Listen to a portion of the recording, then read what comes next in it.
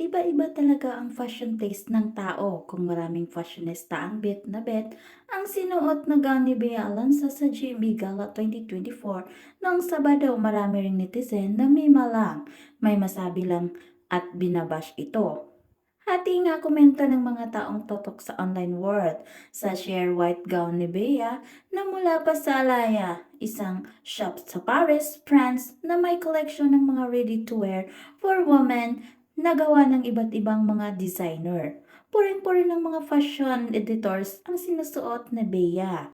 Ayon sa Bouquet Philippines, Bea wears a sheer white Alaya dress with a stunning silhouette punctuated by a dramatic poof around the hips resembling a banner.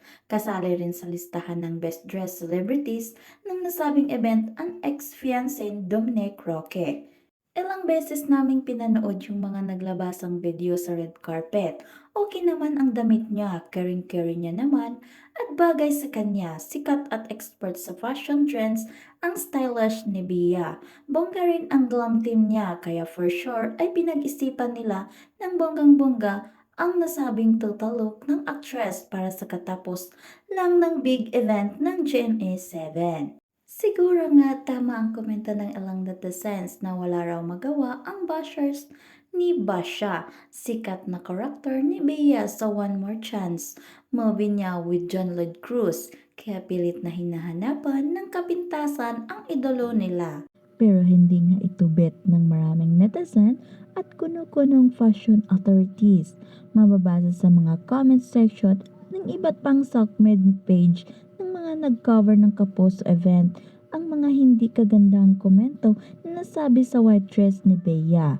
Yung iba nga ay dinadaan pa sa ibiro ang kanilang hanash.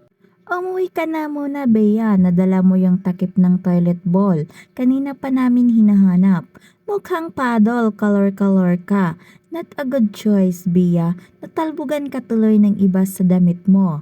Ito yung auntie mo na istrikto, parang sad si Bea. May mga marites pang body shamer na nagsabing hindi raw flattering yung gown kasi hatang halata raw ang puson or bilbil ng actress. Samantala, muling nag-guest ang actress para i-promote ang Widow's War, ang top-rating premiere drama series ng GMA7 na pinangunahan ni Carla Avellana. Bea Alonzo trends on Twitter following Widow's War premiere, pero hindi napanood sa telebisyon ang mga kaganapang ilang minuto bago sila humarap sa kamera. Nangyari ang pag-uusap at paliwanag ni Boy at Bea 5 buwan matapos maglabas ang actress at ang ex-fiancé nitong si Dominic Roque ng joint official statement noong Pebrero 11, 2024 tungkol sa kanilang desisyong maghiwalay at huwag nang ituloy ang plano nilang pagpakasal.